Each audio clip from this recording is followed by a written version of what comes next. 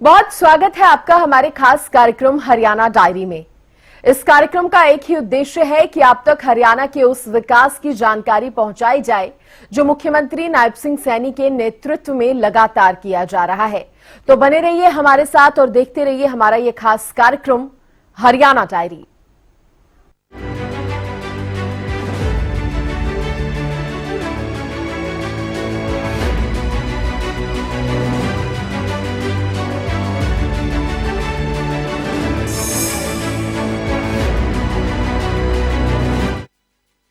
तो हरियाणा की पहचान आज हरियाणा की बेटी भी बन चुकी है। इसका एक कारण है कि आज हमारा हरियाणा लिंगानुपात के मामले में देश के अग्रणी राज्यों में से एक है और इसका श्रेय जाता है हरियाणा की नायब सरकार को। बेटी बचाओ बेटी पढ़ाओ अभियान हो या अन्य जागरूकता कार्यक्रम, इसी वजह से हरियाणा में महरी छोरियां छोरों से कम नहीं है। कन्या भ्रूण हत्याएं रोकने के लिए भी कड़ी कार्रवाई पिछले कुछ समय से की गई है।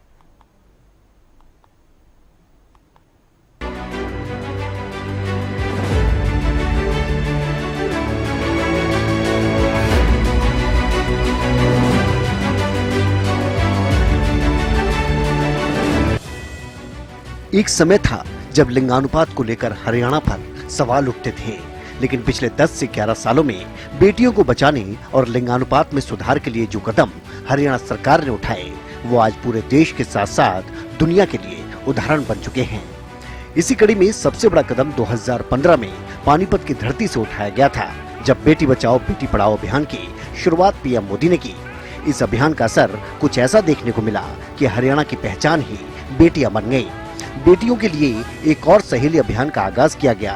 इसके अंतर्गत हरियाणा में जिन महिला सरपंचों की सिर्फ बेटियां हैं, उन्हें लिंगानुपात सुधारने के लिए ब्रांड एम्बेसडर बनाया गया है।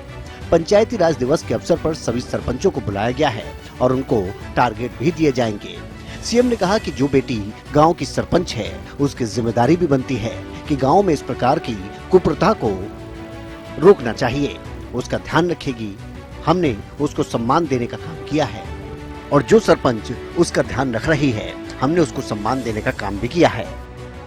नहीं, बिल्कुल हमने कई रचना योजना उसके अंदर बनाई है और हमने अभी पंचायती राज दिवस के अवसर के ऊपर हम सरपंचों को भी बुलाने वाले हैं और हम उनको कुछ टारगेट देने वाले हैं। उसको वो टारगेट देंगे आपके सामने है। उसके अंदर हमने ये भी कहा था कि जो हमारी महिला सरपंच हैं, हमारी वो हर सरपंच गांव के अंदर बेटी बचाओ बेटी पढ़ाओ की ब्रांड एम्बेसडर है, क्योंकि उनके गांव के अंदर जब हमारी बेटी सरपंच है गांव की, तो उसकी जिम्मेवारी भी बनती है कि गांव में इस प्रकार की कुप्रथा नहीं होनी चाहिए, उसको समाप्त करना चाहिए, वो उसका ध्यान रखेगी।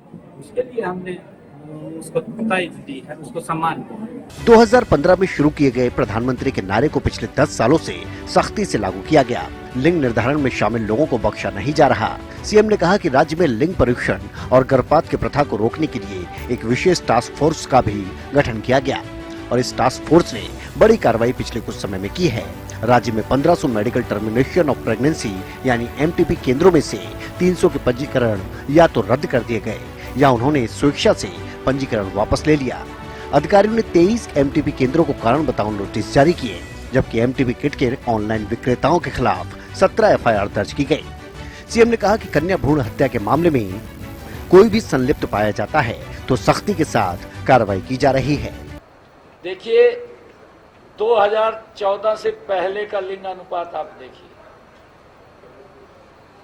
बीच में अगर ये कोई कारण नहीं है कि इस कारण से हुआ है या वो हुआ है, परंतु अभी भी सरकार उसी मिशन मोड में काम कर रही है।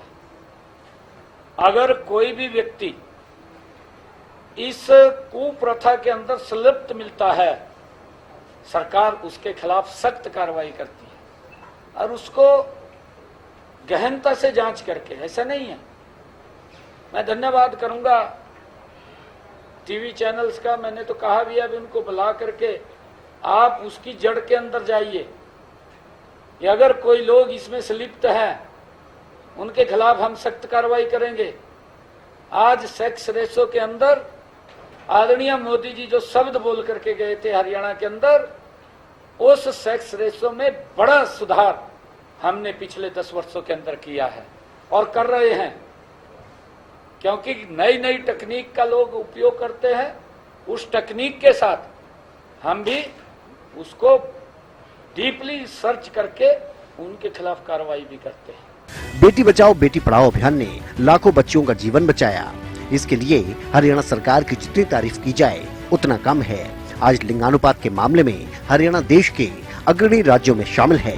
इसके अलावा इस अभियान को गति देने के लिए स्वास्थ्य सचिव ने महिला एवं बाल विकास विभाग को राज्य में लिंगानुपात को और बेहतर करने के उद्देश्य से सूचना, शिक्षा और संचार गतिविधियों को बढ़ाने का भी निर्देश दिया है। लैंगिक समानता के महत्व और लिंगानुपात में सुधार की आवश्यकता के बारे में समुदायों को शिक्षित करने के लिए जागरूकता वैन चलाई जा रही हैं। उन्होंने राज्य भर के सिनेमा घरों में बेटी बचाओ बेटी पढ़ाओ पहल के बारे में लघु फिल्में दिखाने का सुझाव दिया। बालिका के जन्म का जश्न मनाने के लिए कुआं पूजा जैसी प्रथाओं को भी बढ़ावा दिया जा रहा है।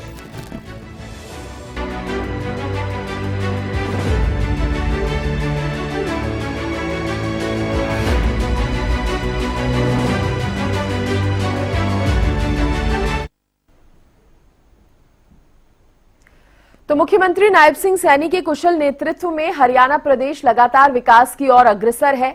ऐसे में हरियाणा का हर वर्ग सरकार के कार्यों से काफी संतुष्ट नजर आ रहा है, क्योंकि हरियाणा सरकार का एक ही मकसद है कि प्रदेश के अंतिम व्यक्ति का विकास किया जा सके। फिलहाल इसी के साथ हमारे इस खास कार्यक्रम हरियाणा डायरी में आज के लिए बस इतना ही। आप देखते रहिए हरियाणा न्यूज। नमस्कार।